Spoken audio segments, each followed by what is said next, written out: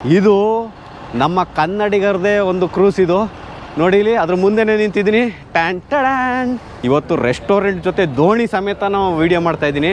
ಓ premium restaurant feel. ಓ ಇದನ್ನೆಲ್ಲ ನೋಡಿದ್ರೆ ಇಲ್ದಿರೋ ಹಸುನು ಸೃಷ್ಟಿ ಆಗುತ್ತಲ್ಲ ಗುರುವೇ.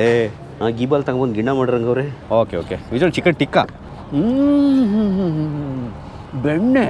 ದೋಣಿ ಸಾಗಲಿ ಮುಂದೆ ಹೋಗಲಿ, ದೂರ ತೀರವ ಸೇರಲಿ, ದುಬೈ ಸುತ್ತಾಡ್ಕೊಂಡು ಮತ್ತೆ ತಿರುಗಿ ಇಲ್ಲೇ ಬಂದು ನಿಲ್ಲಲಿ. ಬಂಧುಗಳೇ, ದುಬೈ ಸೀರೀಸ್ನ 3ನೇ ಎಪಿಸೋಡ್ಗೆ ನಿಮ್ಮೆಲ್ಲರಿಗೂ ಸ್ವಾಗತ. ಕಳೆದ ಎಪಿಸೋಡ್ನಲ್ಲಿ ದುಬೈನ 4 ಸ್ಟಾರ್ ಹೋಟೆಲ್ಗೆ ಬಂದು ಉಳಿದಿದ್ದೆ. ನಿದ್ದೆಗೆಟ್ಟು ಪ್ರಯಾಣ ಮಾಡಿದ್ರಿಂದ ದುಬೈ ಬಂದಿದ್ದ ತಕ್ಷಣ ಬ್ರೇಕ್ಫಾಸ್ಟ್ ಮಾಡಿ ಮಲಗಿದವನು ಸಂಜೆ ಸರಿಯಾಗಿ 5 ಗಂಟೆಗೆ ಮೇಲೆದ್ದೆ. ನಾನು ನಿಮಗೆ ನಿನ್ನೆ ಎಪಿಸೋಡ್ನಲ್ಲಿ ಹೇಳ್ದಂಗೆ ಇವತ್ತು ಹಳೆ ದುಬೈನ ತೇಲುವ ಬೋಟ್ನಲ್ಲಿ ಊಟಕ್ಕೆ ಕರ್ಕೊಂಡು ಹೋಗ್ತೀನಿ. ಹೋಟೆಲ್ನಲ್ಲಿ ಮೇಲೆದ್ದು ಅಲ್ಲೇ ಟೇಬಲ್ ಮೇಲಿದ್ದ ಗ್ರೀನ್ ಟೀನ ಹಾಕೊಂಡು ಚೆನ್ನಾಗಿ ಕುಡಿದು ರಿಫ್ರೆಶ್ಮೆಂಟ್ ಮಾಡ್ಕೊಂಡೆ. ವಾಶ್ರೂಮ್ಗೆ ಹೋಗಿ ಸ್ನಾನಕ್ಕೆ ರೆಡಿ ಆದೆ. ಒಳ್ಳೆ ಶಾಂಪು, ಸೋಪು, 3 ಥರ ಸೋಪ್ ಇಟ್ಟವ್ರೆ. ಒಬ್ಬನೇ ಇರೋಕ್ಕೆ ಬೇಜಾರಾಗುತ್ತೆ ಅಂತ ನನಗೆ ನಾನೇ ಬೆಸ್ಟ್ ಪಾರ್ಟ್ನರ್ ಅಂತ ಊಹೆ ಮಾಡ್ಕೊಂಡೆ. ಇಲ್ಲದ ಎಂಜಾಯ್ಮೆಂಟ್ನ ನಾನೇ ಸೃಷ್ಟಿ ಮಾಡಿಕೊಂಡು ಬಾತ್ರೂಮ್ನಲ್ಲೇ ಹುಚ್ಚನಂತೆ ಕುಣಿದು ಕುಪ್ಪಳಿಸ್ದೆ. ಕೈಗೆ ಡ್ರೈಯರ್ ಸಿಕ್ತು. ಶಿರದಿಂದ ಪಾದದವರೆಗೂ ಎಲ್ಲಿ ಕೇಶರಾಶಿಗಳಿದಾವೋ ಅಲ್ಲೆಲ್ಲ ಡ್ರೈ ಮಾಡಿಕೊಂಡೆ. ಆಹಾ, ದೇಹದ ಭಾಗಗಳಿಗೆ ಬಿಸಿಗಾಳಿ ತಾಕಿದಾಗ ಏನು ಆನಂದ ಅಂತೀರ. ನಂತರ KA53 ಮೆನ್ಸ್ ಕ್ಲಬ್ ಅವ್ರು ಕೊಟ್ಟಿದ್ದಂಥ ಬಟ್ಟೆಗಳನ್ನು ಹಾಕಿ ಮದುಮಗನಂತೆ ಕನ್ನಡಿ ಮುಂದೆ ನಿಂತು ಸಿಂಗಾರ ಮಾಡ್ಕೊಂಡೆ. ತಲೆ ಕೂದಲು ಉದ್ರಿ ಬುರುಡೆಯಲ್ಲಿ ಸೈಟ್ ಖಾಲಿ ಆಗ್ತಿರೋ ಜಾಗ ಕಂಡು ಹೆದರಿ ಉಳಿದ ಕೂದಲಿನಲ್ಲಿ ಸೈಟನ್ನ ಕಾಣದಂತೆ ಮರೆ ಮಾಚ್ಕೊಂಡೆ. ಹೆಂಡತಿ ಕೊಟ್ಟು ಕಳಿಸಿದ್ದ ಫೇಸ್ ಕ್ರೀಮ್ ಹಚ್ಕೊಂಡು ಟ್ಯಾಕ್ಸಿ ಬರೋವರೆಗೂ ಕಾಯೋಕ್ಕೆ ಸಿದ್ಧ ಆದೆ. ಆಡಿರೋ ಆಡಿರೋ ಎಲ್ಲ ಸೇರಿ ಆಡಿರೋ ಲಬ್ಲಬ್ಬೋ ಲಬ್ಲಬ್ಬೋ. ಲಬ್ಲಬ್ಬೋನಾ ಏನೋ ಗೊತ್ತಿಲ್ಲ. ಇರಲಿ, ಲಬ್ಲಬ್ಬೋ ಅಲ್ಲ ಅನ್ಸುತ್ತದು. ಬಂಧುಗಳೇ, ನಾವೊಂದು ಟೂರು ಅಂತ ಬಂದಾಗ ಏನು ಟೆನ್ಷನ್ ಇಲ್ದಂಗೆ ಆರಾಮಾಗಿ ಈ ಥರ ಎಲ್ಲ ಅನುಕೂಲ ಇದ್ದುಬಿಟ್ರೆ ಎಷ್ಟು ನೀಟಾಗಿ ಎಷ್ಟು ಖುಷಿ ಸಿಗುತ್ತೆ ಅಂದರೆ ಒಂದು ಟೂರಲ್ಲಿ ಬಂದಿದ್ದಕ್ಕೂ ಸಾರ್ಥಕ ಆಯಿತು ಅನಿಸುತ್ತೆ. ಅದೇ ರೀತಿ ನನಗೆ ಸಾರ್ಥಕ ಆಗ್ತಾಯಿದೆ. ಇದೊಂದ್ರಲ್ಲಿ ಬೇಜಾರಾಯ್ತಿರೋದು ಅಂತಂದರೆ ನಮ್ಮ ವೈಫ್ ಇರಬೇಕಾಗಿತ್ತು ನನ್ನ ಜೊತೆ. ಒಬ್ಬನೇ ಎಂಜಾಯ್ ಮಾಡೋಕ್ಕೆ ಒಂದು ಸ್ವಲ್ಪ ಬೇಜಾರಾಗುತ್ತೆ. ಆ್ಯಕ್ಚುಲಿ ನನಗೆ ಅವ್ರ ಜೊತೆನೇ ಇದ್ದು ಅವರಿಲ್ಲ ಅಂದರೆ ಒಂದು ಸ್ವಲ್ಪ ಎಂಜಾಯ್ ಮಾಡೋಕ್ಕೆ ಕಷ್ಟ ಆಗುತ್ತೆ. ಏನೋ ನಿಮ್ಮ ಜೊತೆ ವೀಡಿಯೋ ಮಾಡ್ತಿರೋದ್ರಿಂದ ಒಂದು ಸ್ವಲ್ಪ ಎಂಜಾಯ್ ಮಾಡ್ತಾಯಿದ್ದೀನಿ. ಏನೇ ಆಗಲಿ, ನರ್ಕದಲ್ಲಿ ಕೂರಿಸಿದ್ರು ಇಷ್ಟ ಆದವ್ರ ಜೊತೆಲಿದ್ರೆ ಅದು ಸ್ವರ್ಗವಾಗಿ ಕಾಣುತ್ತಂತೆ. ಅದೇ ಹಂಗೆ ಅನ್ನಿಸ್ತಾ ಇದೆ ನನಗೆ. ಇವತ್ತು ನಾನು ಟಿಕೆಟ್ ಬುಕ್ ಮಾಡುವಾಗ ಯಾವುದೇ ರೀತಿ ಟೆನ್ಷನ್ನು ತಗೊಳ್ಳಿಲ್ಲ. ಅದೇ ನನಗೆ ಖುಷಿ ಆಗೋಕ್ಕೆ ಕಾರಣ. ಯಾಕಂದರೆ one of the biggest company ನಾನು ಹುಡುಕಿ GT ಹಾಲಿಡೇಸ್ ಅಂತ ಏನಿದೆ, ಇದು ಸಂಗಮ್ ಗ್ರೂಪ್ ಆಫ್ ಹೋಟೆಲ್ಸ್ ಅಂತ ನೀವು ಕೇಳಿರ್ಬೋದು. ಅವ್ರದ್ದು ಇದು GT ಹಾಲಿಡೇಸ್ ಅಂತ ಒಂದು ಕಂಪ್ನಿ. ಅದರಲ್ಲಿ ಹೋಗಿ ನಾನು ಈ ಪ್ಯಾಕೇಜ್ನ ಹುಡುಕಿ ದುಬೈದು ಅಂತ ಹುಡುಕ್ದಾಗಲೇ ದುಬೈಲೇ ಸಿಕ್ಕಾಪಟ್ಟೆ ಪ್ಯಾಕೇಜ್ಗಳಿತ್ತು. ಅದರಲ್ಲಿ ನಾನು ಸ್ವಲ್ಪ ಊಟ ಗೀಟ ಚೆನ್ನಾಗಿರೋ ಅಂಥ ಪ್ಯಾಕೇಜ್ ನೋಡ್ಕೊಂಡೆ. ಇವತ್ತು ಒಂದು ದೋಣಿಯಲ್ಲಿ ದಾವ್ ಕ್ರೂಸ್ ಅಂತ ಅಲ್ಲೋಗಿ ಊಟ ಮಾಡೋ ಅಂಥ ಒಂದು ಪ್ಯಾಕೇಜ್ ಇದು. ಇದರಲ್ಲಿ ಆ್ಯಕ್ಚುಲಿ 5 ದಿನ 4 ನೈಟ್ ಉಳಿತೀನಿ ನಾನಿಲ್ಲಿ. ಇದು ಮೊದಲನೇ ದಿನ, ಇನ್ನೂ ಒಂದು ನೈಟ್ ಆಗಿಲ್ಲ, ಸಂಜೆ ಆಗಿದೆ. ಮೊದಲನೇ ದಿನ ಬಂದಮೇಲೆ ಅದೇ ನೋಡಿದ್ರಲ್ಲ, ಟಯರ್ಡ್ ಆಗಿದ್ದರಿಂದ ರೆಸ್ಟ್ ಮಾಡಿಬಿಟ್ಟು ಈಗ ಸಂಜೆವರೆಗೂ ದಾವ್ ಕ್ರೂಸ್ಗಾಗಿ ಹೋಗೋಕ್ಕೆ ವೆಯ್ಟ್ ಮಾಡ್ತಾಯಿದ್ದೀನಿ. ಇವರು ಡೀಟೇಲ್ಸ್ನ ನಾನು ಡಿಸ್ಕ್ರಿಪ್ಷನಲ್ಲಿ ಹಾಕಿರ್ತೀನಿ, ಇನ್ಸ್ಟಾಗ್ರಾಮ್ ಲಿಂಕ್ನು ಎಲ್ಲನೂ ಹಾಕಿರ್ತೀನಿ. ನೀವು ಹೋಗಿ ಡೈರೆಕ್ಟಾಗಿ ಕಾಂಟ್ಯಾಕ್ಟ್ ಮಾಡ್ಬೋದು. ಇವ್ರ ಹತ್ರನೇ ಬುಕ್ ಮಾಡಿ ಅಂತಲೇ ಹೇಳ್ತಾ ಇಲ್ಲ, ನೀವು ಎಲ್ಲ ಚೆಕ್ ಮಾಡ್ಬೋದು. ಯಾಕೆಂದರೆ ನನಗೆ ಗೊತ್ತಿರೋ ಪ್ರಕಾರ ನೀವು ಎಲ್ಲೇ ಚೆಕ್ ಮಾಡಿದ್ರು ಇದು ಬೆಸ್ಟ್ ಪ್ರೈಸು ನಿಮಗೆ ಬಂದು ಮಾಡಿಕೊಡ್ತಾರೆ. ಯಾಕಂದರೆ ಇವರು ಇದರಲ್ಲೇ ತೊಡಗಿರೋದ್ರಿಂದ ಎಲ್ಲಿ ಕಡಿಮೆ ಅಮೌಂಟಿಗೆ ಹೋಟೆಲ್ ಸಿಗುತ್ತೆ, ಎಲ್ಲಿ ಏನು ಎಲ್ಲ ಡಿಸ್ಕೌಂಟ್ಸ್ ಇವ್ರಿಗೆ ಗೊತ್ತಿರುತ್ತೆ. ಯಾವ್ಯಾವ ಟೈಮಲ್ಲಿ ಇವು ನಿಮ್ಗೆ ಯಾವ ಪ್ಯಾಕೇಜ್ ಮಾಡ್ಕೊಡ್ಬೇಕು ಅನ್ನೋದು ಇವ್ರಿಗೆ ಗೊತ್ತಿರೋದ್ರಿಂದ ನೀಟಾಗಿ ಯಾವುದೇ ತೊಂದರೆ ಇಲ್ದಂಗೆ ನೀವು ಬರೋದು ಕಳಿಸ್ಕೊಡೋದು ಎಲ್ಲ ಅವರೇ ನೋಡ್ಕೊತಾರೆ. ನಿಮಗೆ ಈಸಿ ಆಗಿಬಿಡುತ್ತೆ ಟ್ರಾವೆಲ್. ಬನ್ನಿ ಈಗ ದಾವ್ ಕ್ರೂಸಿಗೆ ಹೋಗೋಣ. ಒಳ್ಳೆ ಡಿನ್ನರ್ ಅಂತೆ, ಆರಾಮಾಗಿ ಡಿನ್ನರ್ ಮಾಡ್ಕೊಂಡು ಮೊದಲನೇ ದಿನವೇ ಈ ರೀತಿ ಕಂಪ್ಲೀಟ್ ಮಾಡೋಣ. ನೈಟ್ ಬಂದು ಆರಾಮಾಗಿ ಇಲ್ಲಿ ರೆಸ್ಟ್ ಮಾಡಿ ಬೆಳಗ್ಗೆ ಎದ್ದು ನಾಳೆ ದಿನ ಶುರು ಮಾಡೋಣ. ಬನ್ನಿ ಹೋಗೋಣ. ಟ್ಯಾಕ್ಸಿ ರೆಡಿ ಆಗಿದೆ. ಈಗ ಮಕ್ಕಳು ಕ್ರೀಮ್ ಹಾಕಿದ ತಕ್ಷಣ ಪಳ ಅಂತ ಹೊಳಿತೈತೆ. ಓಹೋ, ಸತೀಶ್ ಹಿರೇಗೌಡ ಏನು ಮಿಂಚಿಂಗ್ ಇವತ್ತು. ಓಕೆ. ಕರ್ನಾಟಕದಲ್ಲಿ ಕನ್ನಡಿಗರೇ ಮರೆ ಆಗ್ತಿರೋ ಕಾಲದಲ್ಲಿ ಬೇರೊಂದು ದೇಶದಲ್ಲಿ ಶುದ್ಧವಾದ ಕನ್ನಡ ಮಾತಾಡೋ ಮಲಯಾಳಿ ಗೈಡು ನನಗೆ ಸಿಕ್ಕಿದ್ರು. ಇವರೇ ನೋಡಿ, ಅವ್ರ ಹೆಸರು ಫಕ್ರು ಅಂತ. ನಮಸ್ಕಾರ. ಕನ್ನಡ ಚೆನ್ನಾಗಿ ಮಾತಾಡ್ತೀರಾ? ಎಲ್ಲಿಯವರು ನೀವು? ನಮ್ದು ದರ್ಶನ್ ಅವರ ನಮ್ದು ಗೆಸ್ಟ್ ಅಲ್ವಾ? ಎಷ್ಟು ಭಾಷೆ ಮಾತಾಡ್ತೀರಾ? ಕನ್ನಡ, ತಮಿಳು, ಹಿಂದಿ, ಮಲಯಾಳಂ, ಹೌದಾ? ಇಂಗ್ಲಿಷು, ಸ್ವಲ್ಪ ತೆಲುಗು. ಹೌದಾ? ನೀವು ಎಲ್ಲಿಯವರು? ನಾನು ಆಕ್ಚುಲಿ ಕೇರಳ. ಹೌದಾ? ತುಂಬಾ ಸಂತೋಷ ಆಯ್ತು ನೀವು ನಮ್ಮ ಕನ್ನಡ ಮಾತಾಡೋದು ನೋಡಿ. ಫಕ್ರು ಅಲ್ಲ? ಹೌದೌದು, ಫಕ್ರುದ್ದೀನ್. ಓ, ಥ್ಯಾಂಕ್ ಯು ಸೋ ಮಚ್. ನಾನು ಕನ್ನಡಿಗ ಅಂತ ಹೆಂಗ್ ಗೊತ್ತಾಯ್ತು ನಿಮಗೆ? ಅದು ನನಗೆ ಇನ್ಫಾರ್ಮೇಶನ್ ಬಂದಿದೆ. ಹೌದಾ? ಯೂಟ್ಯೂಬರ್ ಅಲ್ವಾ? ಹೌದೌದು, ಯೂಟ್ಯೂಬಿಂಗ್ ಚೆನ್ನಾಗಿದೆ, ಚೆನ್ನಾಗಿ ಹೋಗ್ತಾ ಇದೆ. ಎಲ್ಲ ಕನ್ನಡಿಗರ ಆಶೀರ್ವಾದ. ಚೆನ್ನಾಗಿ ಹೋಗ್ತಾ ಇದೆ. ನಮ್ಗೆ ನೀವು ಇರ್ತೀರಾ ಕೊನೆವರೆಗೂ? ಇಲ್ಲ, ನಾನು ಕಂಟಿನ್ಯೂ ನೀವೇ ಇರ್ತೀರಾ? ಓ, ನಮ್ಗೆ ಇನ್ನೂ ಖುಷಿ ಆಯ್ತು. ನಮ್ಗೆ ಕನ್ನಡಿಗರು ಬಂದ್ಬಿಟ್ಟು ನಮ್ಮ ಕಂಟೆಂಟ್ ಅಲ್ಲಿ ಕನ್ನಡ ಮಾತಾಡ್ಬಿಟ್ರು ದುಬೈಲಿ. ನಿಮ್ಮ ಸೂಪರ್ ಸ್ಟಾರ್ ದರ್ಶನ್ ಇದೆಯಲ್ಲ, ಡಿ ಬಾಸ್, ನಂದು ಪರ್ಮನೆಂಟ್ ಗೆಸ್ಟ್. ಹೌದಾ? ಬರ್ತಾರೆ, ಮೀಟ್ ಮಾಡ್ತಾ ಇರ್ತೀರಾ? ನಾವ್ ಅಲ್ಲೇ ಇದ್ದು ಪುಣ್ಯವಂತರಲ್ಲ, ಡಿ ಬಾಸ್ ಮೀಟ್ ಮಾಡಿಲ್ಲ. ನೀವು ಮೀಟ್ ಮಾಡ್ತಾ ಇದ್ರಲ್ಲ ಹೇಳಿ. ಡಿ ಬಾಸ್ ಚೆನ್ನಾಗಿ ಗೊತ್ತಾ ನೀವು? ಗೊತ್ತು.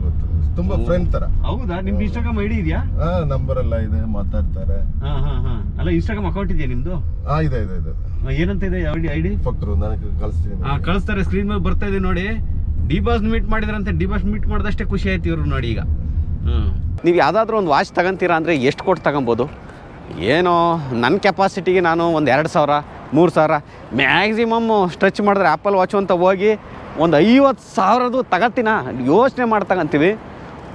ಕೋಟಿ ಕೊಟ್ಟು ವಾಚ್ ತಗೊಳ್ಳೋರು ನೋಡಿದ್ದೀರಾ? ಇಲ್ಲಿದೆ ನೋಡಿ, ಇಲ್ಲಿ ಆ ವಾಚಿನ ಕಂಪ್ನಿನೇ ರೋಲ್ಯಾಕ್ಸ್ ಅಂತ ಕಂಪ್ನಿ. ಇದು ಕೋಟಿಗಟ್ಟಲೆ ವಜ್ರದ್ದು, ಡೈಮಂಡ್ದು, ಚಿನ್ನ ಎಲ್ಲ ಉಪಯೋಗಿಸಿ ಮಾಡ್ತಾರಂತೆ ಅಂಥ ಒಂದು ಕಂಪ್ನಿ ಇದು. 2 ಟವರು ಅದರದ್ದೇ. ಅದು ನಿಮಗೆ ಗೊತ್ತಿರುತ್ತೆ, ರೋಲ್ಯಾಕ್ಸ್ ಅಂತ ಕೇಳಿಬಿಟ್ರೆ ಸಾಕು, ಸಿಕ್ಕಾಪಟ್ಟೆ ಫೇಮಸ್ಸು. ಸಿನಿಮಾದಲ್ಲೆಲ್ಲ ಕಂಡ್ರಪ್ಪ, ರೋಲ್ಯಾಕ್ಸ್ಗಿಂತ ಮುಂಚೆ ರೋಲ್ಯಾಕ್ಸನ್ನು ಬ್ರ್ಯಾಂಡೇ ಸಿಕ್ಕಾಪಟ್ಟೆ ಫೇಮಸ್ ಇದು ವಾಚ್ದು. ಅದರದ್ದೇ ಒಂದು ಕಂಪ್ಲೀಟ್ ಬಿಲ್ಡಿಂಗ್ ಇಲ್ಲಿದೆ ಹಳೆ ದುಬೈಲಿ. ಇದ್ರ ಮುಂದೆನೇ ನೀವು ನೋಡ್ಬೋದು ಈ ಕ್ರೂಸ್ಗಳಿರತಕ್ಕಂಥದ್ದು. ವಿಡಿಯೋ ಸ್ಟಾರ್ಟ್ ಮಾಡಿದಾಗಲೇ ನಾನು ನಿಮ್ಗೆ ಹೇಳಿದ್ದೆ, ಒಂದು ದೋಣಿಲಿ ಆರಾಮಾಗಿ ಎಂಜಾಯ್ ಮಾಡ್ಕೊಂಡು ಒಂದು ಒಳ್ಳೆ ಡಿನ್ನರ್ ಮಾಡ್ತೀನಿ ಇವತ್ತು ಅಂತ. ಈಗ ನಾನು ಬಂದಿದ್ದೀನಿ ರಾಮಿ ಕ್ರೂಸ್ ಅಂತ. ಇಲ್ಲಿ one of the famous cruise ಇದು ನಮ್ಮ ಕನ್ನಡಿಗರದೇ ಒಂದು ಕ್ರೂಸ್ ಇದು. ನೋಡಿ ಇಲ್ಲಿ ಅದ್ರ ಮುಂದೆನೇ ನಿಂತಿದ್ದೀನಿ. ಟ್ಯಾನ್ ಇವತ್ತು ರೆಸ್ಟೋರೆಂಟ್ ಜೊತೆ ದೋಣಿ ಸಮೇತ ನಾವು ವೀಡಿಯೋ ಮಾಡ್ತಾಯಿದ್ದೀನಿ. ಒಂದು ರಿವ್ಯೂನೇ ಹಾಕೋಗ್ಬಿಡ್ಲಿ ಇದು. ರಾಮಿ ಕ್ರೂಸ್ ಅಂತ. ಈ ಕ್ರೂಸ್ ಒಳಗೆ ಹೋಗಿ ಊಟ ನೋಡೋಣ ಹೆಂಗಿದೆ ಅಂತ. ಪ್ರೀಮಿಯಂ ರೆಸ್ಟೋರೆಂಟ್ ಫೀಲು ಸಕ್ಕತ್ತಾಗಿದೆ. ಚೇಪಲ್ಗಳು ಇದನ್ನೆಲ್ಲ ನೋಡಿದ್ರೆ ಇಲ್ದಿರೋ ಹಸುನು ಸೃಷ್ಟಿಯಾಗುತ್ತಲ್ಲ ಗುರುವೇ. ಏನು ಚೆನ್ನಾಗಿದೆ. ಇದೇನು ಗಿಣ್ಣನ ಗೀಬಲ್ ತಗೊಂಬಂದು ಗಿಣ್ಣ ಮಾಡಿರಂಗವ್ರೆ. ರೋಟಿ ಅಂತ ಕರೀತಾರೆ. ನಮ್ಮ ಇದರಲ್ಲಿ ರೊಟ್ಟಿ ಅಷ್ಟೇ ನಮಗಿದು. ಇದು ಮೀನು. ಇದು ನಾವು ತಿನ್ನೋಕ್ಕಾಗದೇ ಇರೋದು. ಇದು ಗೋಲ್ಡನ್ ಫಿಶ್ಶು ಫ್ರೈ. ಇದು ರೋಸ್ಟೆಡ್ ಚಿಕನ್ ಬಟರ್ ಚಿಕನ್ನು. ಇವತ್ತು ಎಲ್ಲ ಕೂತ್ಕೊಂಡು ಹಾಕಿ ಆರಾಮಾಗಿ 2 ಗಂಟೆ 3 ಗಂಟೆ ತಿನ್ನೋಣ, ಡೈಜೆಷನ್ ಮಾಡ್ಕೊಳ್ಳೋಣ. ಇಲ್ಲಿ ಎಣ್ಣೆ ಕುಡಿಯೋಕ್ಕೆ ನಾನು ಎಣ್ಣೆ ಕುಡಿಯೋಲ್ಲ. ಇಲ್ಲಿ ಯಾಕೆ ಬೇಕು ದುಬೈಲಿ ಎಣ್ಣೆ ಕುಡ್ದು ಎಲ್ಲರೂ ಮಲ್ಕೊಂಡು ನಮ್ಮ ಜಾಗದಲ್ಲಿ ಏನಾದ್ರು ಒಂದು ನಡೆದೋಗುತ್ತೆ. ಈ ದುಬೈಲಿ ಬಂದು ಯಾವುದೋ ಜಾಗದಲ್ಲಿ ಎಣ್ಣೆ ಕುಡಿದು ತೇಲಾಡ್ಬಿಟ್ರೆ ಸೆನ್ಸ್ ಇರೋದಿಲ್ಲ. ನೋಡಿ, ಎಣ್ಣೆ ಮೇಲೆ ಕಂಟ್ರೋಲ್ ಇರ್ಬೇಕು. ಇಲ್ಲಿ ಬಂದಾಗ ಮೇಲೆ ಟಾಪ್ ಹೆಂಗಿದೆ, ನಾವು ಎಲ್ಲಿ ಬೇಕಾದರೂ ಕೂತ್ಕೊಂಡು ತಿನ್ಬೋದು. ಬುರ್ಜ್ ಖಲೀಫನ್ ವೀಡಿಯೋ ತೋರಿಸ್ತವ್ರು ಇಲ್ಲಿ. ವರ್ಲ್ಡ್ ಟಾಲೆಸ್ಟ್ ಬಿಲ್ಡಿಂಗ್ ಅದು. ಹೋಗೋಣ ಅಲ್ಲಿಗೆ. ಸೀರಿಯಲ್ ಸೆಟ್ ಎಲ್ಲ ಚೆನ್ನಾಗಿ ಬಿಟ್ಟವ್ರೆ ದುಬೈಲಿ. ಏನಿದು? Spring roll veg. Veg. Non veg also come right? Non veg ಕಾಪಿ ಮಿಸ್. Okay. Starter non veg. Okay, non veg I will eat. Okay, no problem. ಅಂದರೆ ವೆಜ್ ಅಂತ ಕೇಳಿಬಿಟ್ರೆ ವೆಜ್ನೇ ತಂದು ಕೊಟ್ಬಿಡ್ತಾರೆ. ಆಮೇಲೆ ನನಗೆ ನಾನ್ ವೆಜ್ ಪ್ರಿಯ ಬೇರೆ ನಾನು. ಅದ್ರ ಜೊತೆಗೆ ಸಾಸು ಮತ್ತು ಏನೋ ಸ್ಪ್ರಿಂಗ್ ರೋಲ್ ಅಂದರು ತಗೊಂಡು ಸೇವಿಸ್ಬಿಡೋಣ.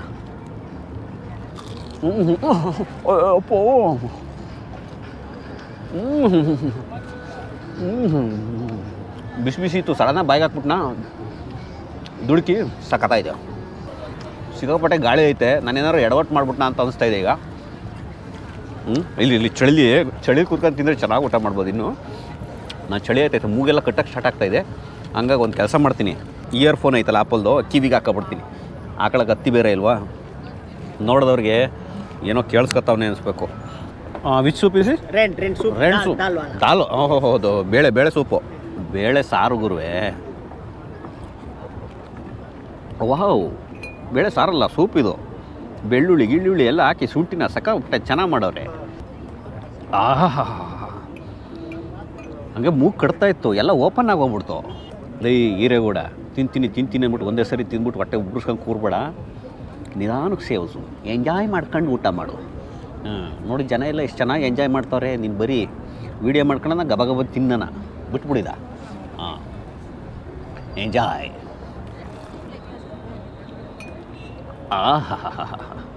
ಎಂಜಾಯ್.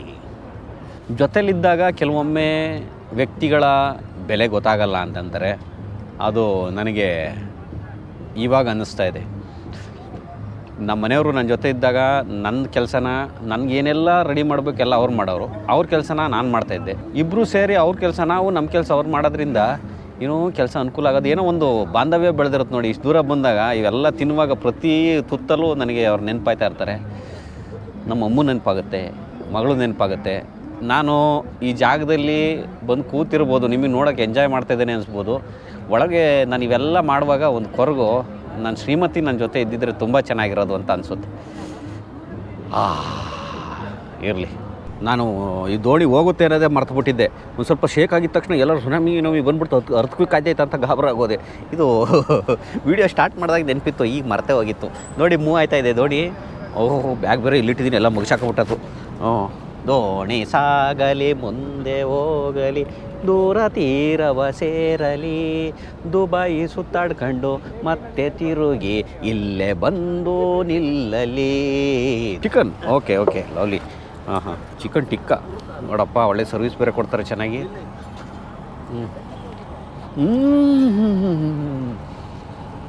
ಬೆಣ್ಣೆ ಸಖತ್ ಖುಷಿ ಆಯಿತು.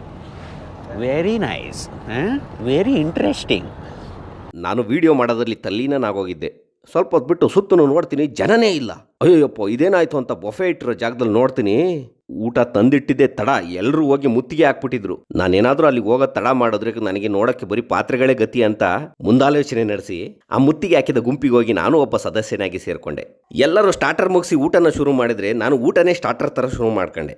ಎಲ್ಲ ಐಟಮ್ಗಳನ್ನ ರುಚಿ ನೋಡಿ ಚೆನ್ನಾಗಿರೋ ಐಟಮ್ನ ಆಮೇಲೆ ದಬಾಯಿಸಿ ಸೇರ್ಸೋಣ ಅಂತ ತಟ್ಟೆ ತುಂಬ ಚೆಲುವಿನ ಚಿತ್ತಾರ ರೀತಿ ಕಾಣೋ ಥರ ಎಲ್ಲ ಐಟಮ್ಗಳನ್ನ ಚುಚೂರೇ ತುಂಬ್ಕೊಬಂದು ರುಚಿ ನೋಡೋಣ ಅಂತ ಟೇಬಲ್ ಮೇಲೆ ಬಂದು ಕುಳಿತುಕೊಂಡೆ. ಪಾಪ ಅಲ್ಲಿ ನಮಗೆ ಸರ್ವ್ ಮಾಡೋರು ತುಂಬ ಅದ್ಭುತವಾಗಿ ಸರ್ವ್ ಮಾಡ್ತಾಯಿದ್ರು. ಅದೇನು ಖುಷಿನೋ ಅವರಿಗೆ.